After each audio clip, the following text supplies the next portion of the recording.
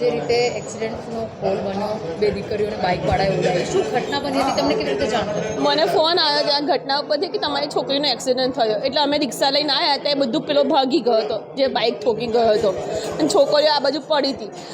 છોકરી પડી એ ઉપર ઓટો ચલાવીને જતો રહ્યો એક જણ પગ ઉપર જ. શું પરિસ્થિતિ છે અત્યારે તમારી દીકરીની? અત્યારે ડૉક્ટર કશું કહેતા નહીં, ફ્રેક્ચર છે એવું કહે છે ખાલી બસ. દીકરી હોશમાં છે, બધું બરાબર છે? ઓસમાં છે એટલે દુખાવો બહુ જ પેન થાય છે, બૂમા બૂમ કરે છે. પણ એ બાઇક વાળાને પકડજો પ્લીઝ યાર, આવું છોકરી ઉડાવી જવાય, સાઈડ ઉપર બિચારી છોકરી ઊભી હતી. શું આ જે બાઇક ચાલક જેણે અકસ્માત સર્જાયો એના પર શું કાર્યવાહી થવી જોઈએ? હું તો કહું પકડીને 6 મહિના શું વર્ષ 2 મહિના ગાલી દેવો છો કે આવી રીતે તું સ્પીડમાં ગાડી ચલાવતા ભાંગ છે, આટલી બધી પબ્લિકમાં 100ની સ્પીડે ગાડી ચલાવતો હશે ઓછામાં ઓછી. બધા આજુબાજુએ મને કીધું છે. બિલકુલ આવી રીતે રફતારના લીધે કેટલાય લોકોએ નિર્દોષ લોકોએ જીવ ગુમાવ્યા છે, તો આના વિરુદ્ધ પણ કડક કાર્યવાહી થવી જોઈએ.